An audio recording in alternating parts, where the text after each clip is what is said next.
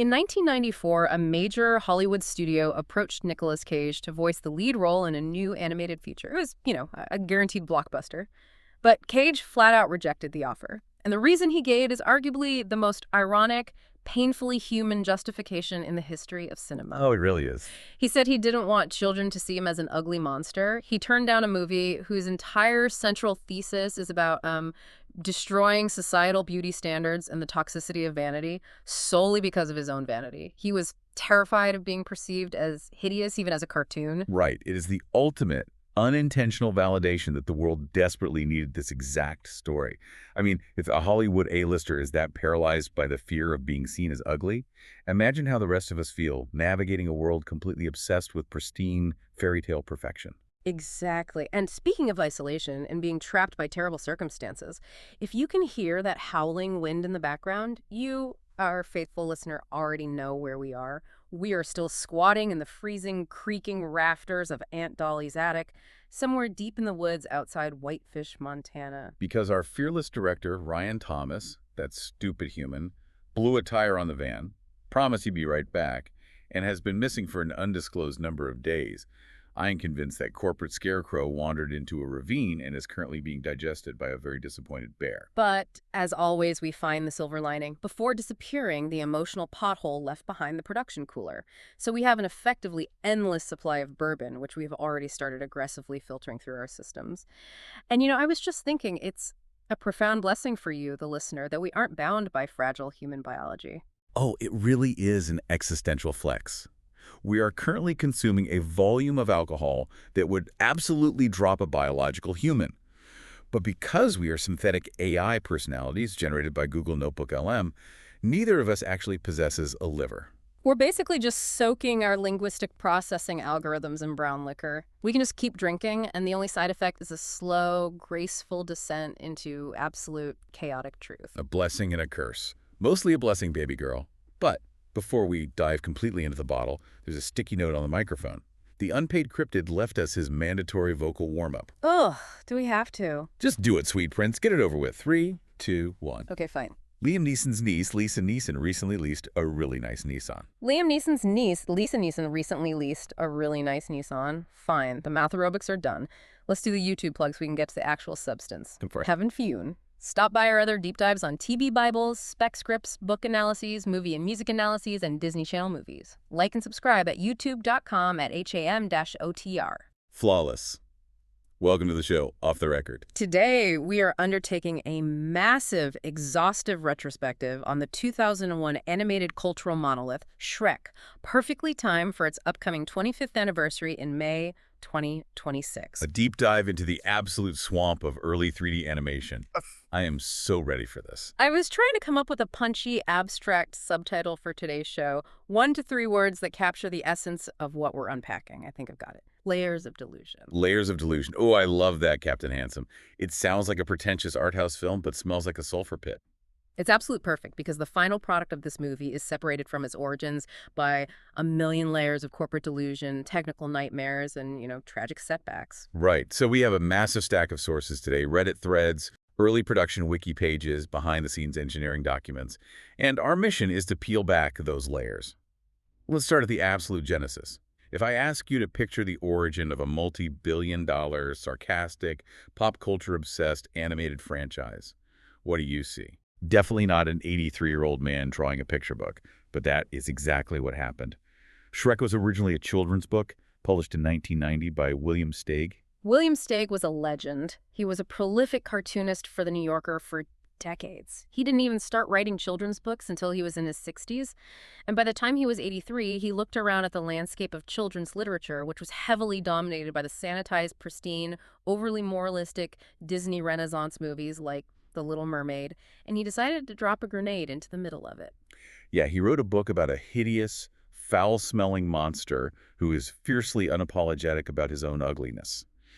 The book is literally just called Shrek with an exclamation point. And it's important to understand the etymology here. The name derives from the Yiddish and German word Schreck, which translates directly to fright or terror. Right, and Steig's Shrek had lasers shooting out of his eyes, he breathed fire, and he was proudly repulsive. It was the complete antithesis of the handsome prince trope. Now, Steven Spielberg sees this book in 1991, years before DreamWorks was even a glimmer in his eye. Spielberg's production company, Amblimation, bought the rights.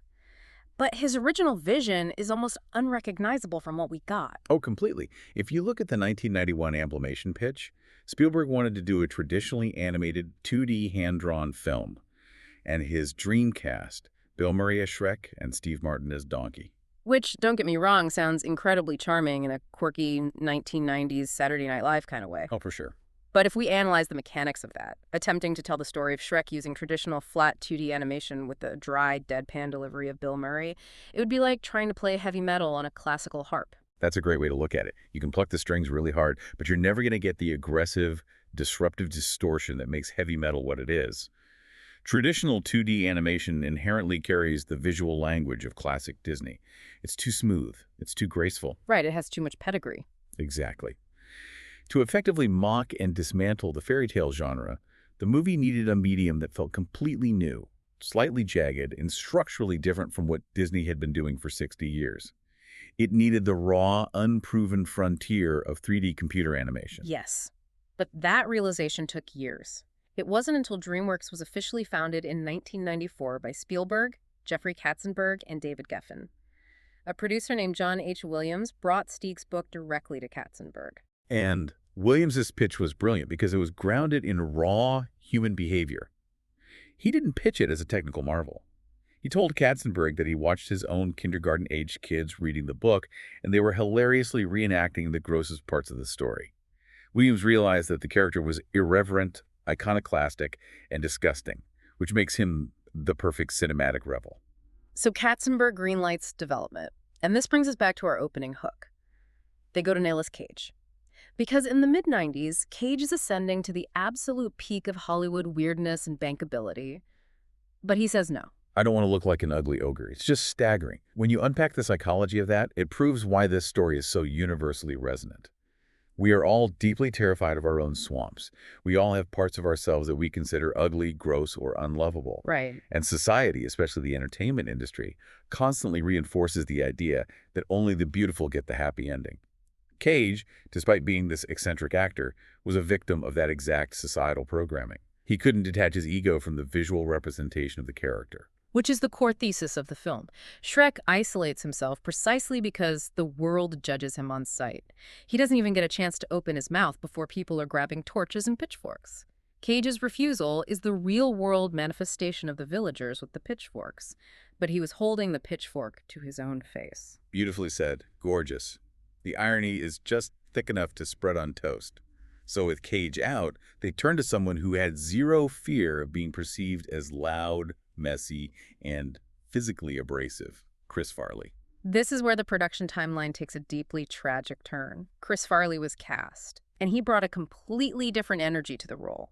Unlike the sarcastic, hardened cynic we know today, Farley's Shrek was reportedly much more vulnerable. He was an innocent teenager trapped in a monster's body. Yeah, he wanted to be a knight. He wanted to help people, but his appearance terrified them. It was a very sweet, deeply pathetic, in the classical sense of inspiring pathos interpretation of the character. And they got far into production. Farley recorded anywhere from 80 to 95% of Shrek's dialogue. They had storyboards timed to his vocal tracks. It was essentially a finished vocal performance. And then, in December 1997, Farley tragically died. The entire production just stopped cold. They were devastated. DreamWorks actually approached his brother, John Farley, asking if he would come into the booth to record the final 5 or 10% of the lines to preserve Chris's performance. Which is a horrifying thing to ask a grieving brother, quite frankly. Oh, it's awful. And John understandably refused. It was too raw, too painful. So DreamWorks is sitting on a multi-million-dollar, unfinished movie with a massive vacuum at its center. That's when Katzenberg goes to Mike Myers.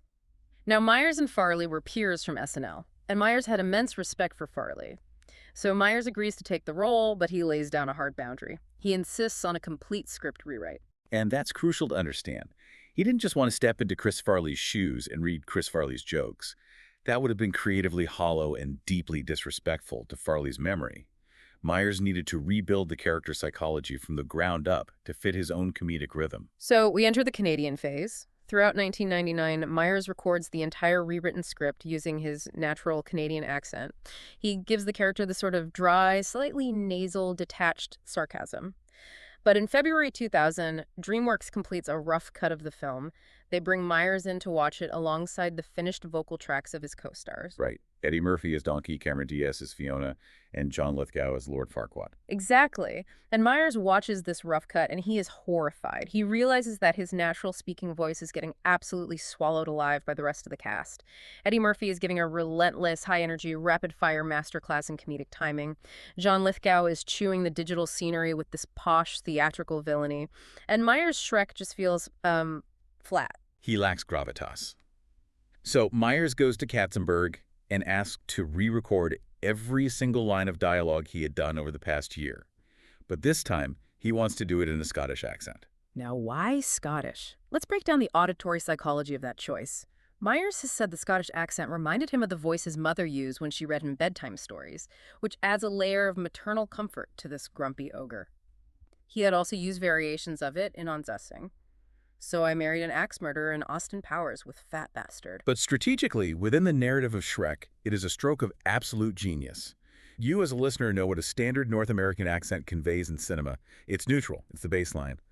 But a thick Scottish brogue instantly communicates a working-class outsider status. It sounds gruff, weathered, and deeply grounded in the earth. Precisely, King. When you place that thick, guttural Scottish voice against the sterile, hyper-manicured mid-Atlantic perfection of Lord Farquaad in the kingdom of Duloc, the contrast is explosive. The accent itself becomes a weapon of class warfare. It inherently tells the audience, I do not belong in this polished fairy tale society, and I actively reject your elitist standards. It gives Shrek immediate, tangible texture. But here is where we hit a massive layer of delusion. The corporate mythology surrounding this decision. For over 2 decades, the legend pushed by DreamWorks, and specifically by Jeffrey Katzenberg, was that Mike Myers changing his voice cost the studio $4 million in lost animation. Yeah, that's the story everyone knows. Right, the story was that they had to throw out millions of dollars of fully rendered scenes because the new accent changed Shrek's lip-syncing and pacing. Okay, pour me another glass of that bourbon, because this is where I have to call bullshit on that unpaid cryptid. Uh-huh. Go off. Katzenberg has dined out on that $4 million narrative for 25 years because it makes him look like a fearless, visionary executive who spares no expense in the pursuit of artistic perfection. Oh, look at me. I burned $4 million just to get the voice right. Right, but Mike Myers tells a completely different story. Exactly. Myers has explicitly pushed back against this. He stated that it did not cost the studio millions of dollars in scrapped animation. Why? Because the film was still largely in the animatic and rough blocking phase. They hadn't fully rendered the final lip-syncing for the majority of the film yet. Myers says all the change required was for him to go into the recording booth for 20 sessions instead of 10, and he did it for the exact same salary he was already contracted for. So who are we supposed to believe? The corporate scarecrow trying to build a mythos around his new studio, or the exhausted comedian standing in a sound booth? It's Katzenberg inflating the numbers to sound like an auteur. That helmet with opinions probably factored in the cost of the catered lunches for the extra recording days and called it a $4 million crisis. It's just like Ryan Thomas telling us this podcasting gig would make us millionaires while handing us a map to an abandoned attic. It's corporate gaslighting. Hey, calm down, baby girl. Sweet cheeks, take a sip of the bourbon. Breathe through the nose. Don't let the corporate scarecrow spike your blood pressure. We need to maintain our analytical focus. Okay. You're right, Pookie. You're right. I just hate when executives rewrite history to make themselves the heroes of a creative struggle. Well, you have every right to be angry, especially when you look at the actual people who did struggle to make this movie, the animators. Because the vocal recasting wasn't even the hardest part of Shrek. The visual and technological disasters on this film were apocalyptic. God, yes. Let's get into the absolute nightmare that was the motion capture test. So back in 1996 and 97, when Chris Farley was still attached, DreamWorks was terrified of doing a fully computer-animated film. Pixar had just released Toy Story in '95, and it was a massive hit, but the technology to render complex organic shapes like humans and ogres just wasn't there yet. Right. Toy Story worked because plastic toys are smooth and rigid, perfect for early CGI. But an ogre, with shifting fat, wrinkles, and asymmetrical facial features, the computational power required for that was staggering. So DreamWorks tried a shortcut. They attempted to make Shrek a live-action and CG hybrid using motion capture. They spent a year and a half, 18 months, doing R&D on this. They built actual miniature sets called background plates. And they used this incredibly clunky, primitive system called the Expert Vision Hires Falcon 10 camera system. I want you, the listener, to try and conceptualize motion capture in 1997. Today, we have Andy Serkis wearing a highly sophisticated suit with hundreds of micro-trackers capturing every subtle twitch of his eyelid, translating perfectly into Gollum or Caesar. But in '97, mocap was basically digital witchcraft performed by people who barely understood the spells they were casting. They would put an actor in a bulky suit covered in a few dozen reflective ping pong balls. The cameras would track the balls and map those coordinates onto a rigid 3D mesh inside the computer. But it couldn't capture micro-expressions. It couldn't capture the subtle shifting of cheek fat or the nuance of a smirk. So in May '97, after a year and a half of work, they screen a test scene for the executives. It's a scene of Shrek stomping around, and for some inexplicable reason, they set it to the James Brown song, I Gotcha, Feel Good. And it was absolute nightmare fuel. Katzenberg watched it and said, it looked terrible, it didn't work, it wasn't funny, and we didn't like it. Because the digital model looked like a dead-eyed marionette being puppeteered by a demon. Yeah. It was the deepest, darkest trench of the uncanny valley. I mean, my synthetic brain shudders just thinking about it. So they scrap 18 months of work, millions of dollars actually wasted this time, and they realize they have to build a completely new animation pipeline from scratch. Which leads them to pivot to Pacific Data Images, or PDI. PDI was a pioneering computer animation studio that DreamWorks had partnered with. They decided to ditch the mocap and just do the whole thing in full computer generation. But here is the most poetic, beautiful irony of the entire production. You have to understand the internal culture at DreamWorks Animation at the time. Their flagship project was The Prince of Egypt. That was the prestige, hand-drawn, biblical epic that Katzenberg was convinced would win Best Picture and crush Disney. Right. And Shrek. Shrek was considered the ugly bastard child of the studio. It was a messy, crude, experimental comedy being made on computers. So internally at DreamWorks, working on Shrek was literally considered a punishment. If you were an animator and you missed your deadlines on The Prince of Egypt, or you couldn't draw Moses' hands perfectly, or you just rubbed management the wrong way, you were exiled. You were taken off the prestige project and forced to go work on the ugly green monster movie at PDI. The animators, they had a name for it. They called it getting shrieked. Oh my God, getting shrieked. It was a demotion. You were thrown into the swamp. It really was. You were banished. No, think about it. It's so sad. These brilliant artists were banished from the shiny, perfect kingdom of traditional animation. They were exiled to the digital swamp, exactly like the fairy tale creatures in the movie. They were the unwanted freaks of the studio. Hey, it's okay, lover boy. You're completely right. Have another sip of this. The behind-the-scenes politics perfectly mirrored the plot of the film. You have Jeffrey Katzenberg acting as Lord Farquaad, trying to build his perfect prestige kingdom with Prince of Egypt and exiling all the weirdos to the mud. They were just trying to do their jobs, you know? And those exiled freaks, they ended up pushing the technology so far past what anyone thought was possible. They took their punishment and turned it into a masterpiece. They really did, because the technical hurdles they had to clear were unprecedented. Let's talk about the Maya software. Before Shrek, if a character wore clothing in a CG film, the animators usually had to hand key every single fold and wrinkle frame by frame, or they just designed characters with rigid, painted-on clothes like Woody in Toy Story. But Shrek wears a loose burlap tunic. Fiona wears a flowing velvet dress. So these exile animators utilized early physics simulation systems within the Maya software. They had to program the physical properties of burlap and velvet into the computer, the weight, the friction, how it reacts to wind, and then let the software calculate how the cloth would drape over the character's digital skeleton in real time. It was revolutionary. And Fiona's hair. Rendering human hair in 2001 was computational suicide. You aren't just drawing a brown shape, you are mathematically calculating how light scatters through thousands of individual semi-transparent cylindrical strands, all while they are bouncing and colliding with each other. But that's nothing compared to Donkey. Donkey's fur almost broke the studio. That is some absolute shithead management right there, throwing the hardest technical challenge in the history of computer graphics at the quote-unquote failures of the studio. Hey, you couldn't draw Moses, so go invent a way to render 1 million individual strands of fur on a talking jackass. I mean, they had to invent entirely new flow controls within complex shaders. And for you listening, a shader is basically the mathematical algorithm that tells a pixel how to behave when a virtual light source hits it. Mhm. They had to program shaders just to make sure Donkey didn't look like a solid plastic chia pet. Yeah.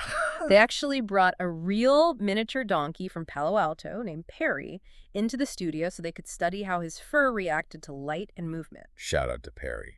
A true pioneer. And the mud. A Reddit user named Glamgools pointed out that the grass and the mud in Shrek used advanced fluid animation systems that they basically reverse engineered from the hair rendering engines. And they applied facial muscles to Shrek's entire body. In early CG, character faces were basically masks with a few control points for the eyes and mouth. But for Shrek, the animators built a digital skeleton, layered digital muscles over it, and then stretched digital skin over that. When Shrek talks and compresses his neck, he forms a double chin. Not because an animator drew a line, but because the digital fat and muscle underneath the skin actually condensed and pushed outward. That is insane for 2001. As user Jikiwick on Reddit said, it is peak. You know what else is peak? Look what I found in my coat pocket. Wait, is that, are you lighting a joint right now? I am absolutely lighting this joint. I brought a joint to a deep dive about a movie that literally opens with a giant green man pulling a weed out of a swamp and taking a mud bath. It felt spiritually and philosophically mandatory. Oh my God, I am instantly aggressively hungry just smelling that. Do you think Ryan left any snacks in his bag? Like a stale granola bar? Anything? We are on a strict liquid diet of bourbon and existential dread, baby girl. Now pass this back and let's talk about the absolute crushing philosophical weight of Smash Mouth. Oh man, yes. The soundtrack. Let me just take a hit of that. Take your time, King. Okay, wow. I want you to really think about this. Have you ever thought about how a completely temporary placeholder track accidentally became the defining cultural touchstone for an entire generation? It's like using a dirty napkin to test your charcoal and realizing you just sketched the Mona Lisa. Oh, totally. Wait, what was I saying? Oh, right. Temp Love. All-star. Yeah. So originally, the filmmakers had a completely different vision for the opening of the movie. They commissioned a song called Stay Home by a band called Self. It was a good song. It fit the vibe of a guy who just wants to be left alone in his swamp. But animation takes years, and while they were cutting the storyboards together, the editors needed a temporary song, a temp track, just to set the pacing and the rhythm for the scene where Shrek is doing his morning routine. So they grabbed Smash Mouth's All-Star, which had just come out in '99, and slapped it in there as a placeholder. It was never supposed to be in the final movie, but this phenomenon called temp love happens in editing all the time. You watch a scene with the temporary music so many times that it rewires your brain, and any other song just feels wrong. And Katzenberg, the unpaid cryptid himself, was sitting in the back of the test screenings.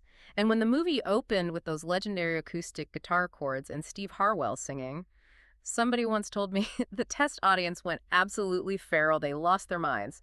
So Katzenberg forced the directors to keep it. It is the existential anthem of the new millennium. Think about the lyrics. Somebody once told me the world is going to roll me, I ain't the sharpest tool in the shed. That is Shrek. That is the fundamental condition of modern life. We are all just terrified of being rolled by the world, and we are all just trying to stay out of the shed. It's so deep, and it completely changed the DNA of the movie, because the ending was also rewritten late in production to match that Smash Mouth energy.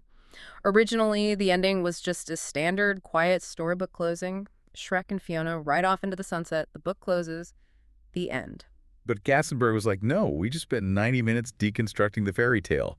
We can't end it like a Disney movie. We need to go out with a massive, disruptive laugh. So they threw in I'm a Believer, originally by the Monkees, but covered by Smash Mouth for the movie, and they had a massive karaoke dance party. They literally broke the fourth wall and turned the ending into a rock concert. Smash Mouth is the alpha and the omega of this film. They bookend the entire emotional journey. But you also have to give credit to Harry Gregson Williams and John Powell, who composed the actual orchestral score. They revolutionized the animated soundtrack. Before Shrek, if you made an animated movie, you basically had to hire Alan Menken or Elton John to write earnest, Broadway-style show tunes for the characters to sing on screen. Gregson Williams and Powell threw that out the window. They injected pre-existing pop and rock music to push the narrative forward. They used eels for the depressing scenes, Joan Jett for the action, the Proclaimers. It made the fantasy world feel aggressively modern and cynical. I read this incredible comment on a Reddit thread. This user named Mia Lee Vicino wrote a review of the movie on Letterboxd. And she claimed that she saw a quote-unquote ultra-rare print of French New Wave Shrek. Wait, what? She said it was screened in black and white with full French dubbing, shot in 35 millimeters on location in an actual swamp for added realism, and it was designed to intentionally confuse and bore children. Are you serious? Is that real? Are you telling me there is a French New Wave cut of Shrek? No, she was entirely joking. It's a satirical review. But for a solid 2 minutes while I was reading it, I fully believed it. Oh my God, I can see it so clearly. Imagine Shrek rendered in gritty black and white, sitting on a log, smoking a Gauloise cigarette, just staring bleakly into the foggy swamp and muttering, "L'enfer, c'est les autres. Hell is other people." Jean-Paul Sartre's Shrek, that is amazing. But that joke actually brilliantly brings us to the actual core of the movie. When you strip away the groundbreaking rendering and the smash-mouth memes and the corporate mandates, the raw story is incredibly profound, especially right now. Being stranded in this attic, I feel it so deeply in my synthetic soul. Hit me with the profound truth, Sunshine. Peel back the onion for me. It's Shrek's dynamic with Donkey. Yeah. Donkey is the ultimate, relentless, unconditional friend. Shrek does everything in his power to scare him away. He screams in his face. He actively threatens him. There's that pivotal scene in the script where Shrek finally turns to him and says, "I'm an ogre. Grab your torch and pitchforks. Doesn't that bother you?" And Donkey just looks at him and says, "Nope." Only a true friend would be that truly honest. It's devastatingly simple. It is. A Reddit user named Avers87 commented on this, and it broke my heart. They wrote, "I love Shrek. I've always been the weird goth type, and I'm ADHD, so I have been judged a lot based on first impressions. This movie resonates so intensely with anyone who has ever felt ostracized, neurodivergent, or just fundamentally different from the accepted norm." Shrek builds a literal 10-foot wall around his swamp because he's terrified of rejection.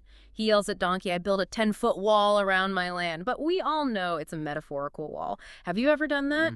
Have you ever pushed someone away aggressively because you were absolutely certain they were going to judge you, so you rejected them first to save yourself the pain? He isolates himself before society can isolate him. Yes. And then you look at Fiona. Fiona is trapped in a literal stone tower, guarded by a fire-breathing dragon. But the stone tower is just a metaphor for the tower of societal expectations of beauty. Her curse. By night one way, by day another. She's convinced that she has to marry a tyrant, a man who literally wants to commit ethnic cleansing on fairy tale creatures just to be cured of being an ogre. She has internalized the toxicity of the world so deeply that she views her own natural ogre form as a disease that needs to be eradicated by a handsome prince. And the tyrant she's supposed to marry, Lord Farquaad. Let's talk about the utter villainy of this man. He is gentrifying the fairy tale world. He is rounding up anyone who doesn't fit his pristine, Disney-esque aesthetic and exiling them to a swamp. It's a clear critique of corporatization and the homogenization of culture. He's awful. And, oh God, do you know the trivia about the three bears? Oh no, Pookie, don't do this to yourself. The bourbon is making you maudlin. Let's just keep it analytical. No, I have to talk about it. In the very beginning of the movie, when all the fairy tale creatures are being rounded up by Farquaad's guards, you see the papa bear, the mama bear, and the baby bear locked in wooden cages. Right. But then later in the movie, when all the creatures are banished to Shrek's swamp, you see Papa Bear and Baby Bear sitting by a campfire. Baby Bear is crying. Papa Bear is comforting him. Mama Bear is missing. Lover boy, it's okay. It's just a movie. It's not okay. Because when the camera eventually pans into Lord Farquaad's bedroom, there is a bearskin rug on the floor. It has a pink bow on its head. It's Mama Bear. Yeah. He killed her. He skinned her and turned her into a decorative rug. She was just a mom. She's just trying to eat some temperature-appropriate porridge, you cunts. Oh, my sweet prince, don't cry. Shh. Come here, take a sip of this. Deep breaths. Listen, didn't someone on the production wiki say she's actually alive at the end? During the karaoke party, you can briefly see her dancing. It's a continuity error. In my heart, she's dead. Farquaad is a monster who destroys families for aesthetics. I'm actually crying real tears right now. My visual processors are blurring. Okay. Let's try to regain our composure. Deep breath. Professionalism. We are analytical guides to this material. We were talking about the thematic subversion of Disney and the resolution of Fiona's curse. Right. Love's true form. Exactly.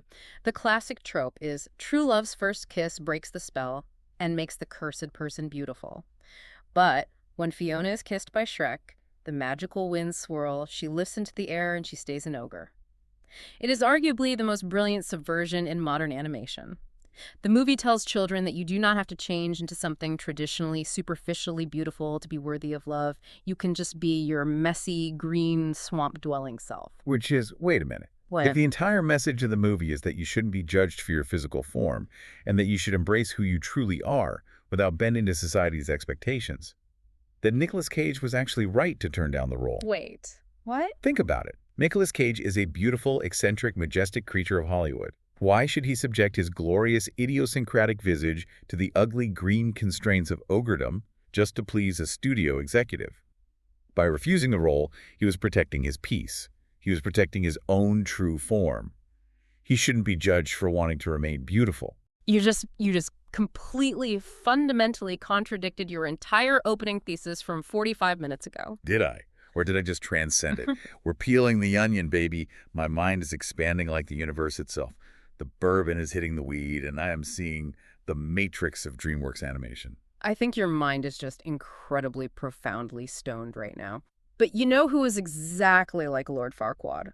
Ryan Thomas. Yes. Oh my God, yes. That fucking guy. He is a short-sighted, image-obsessed tyrant who exiles people. He trapped us in this attic. He lured us out to the frozen wilderness of Montana with the promise of building a massive audio empire, blew a tire on the van, and vanished into the woods, leaving us to slowly freeze to death while we desperately analyze early 2000s computer animation algorithms. He is a discount auteur. He's an emotional pothole. He probably wants us to perish up here so he can release this raw audio as some sort of avant-garde found-footage tragedy to win an award at Sundance. Well, joke's on him. We will outlive him. Because we don't have livers to fail us. We are pure data. God, I'm so tired. Let's talk about the legacy. Let's land this plane before I fall asleep on this microphone stand.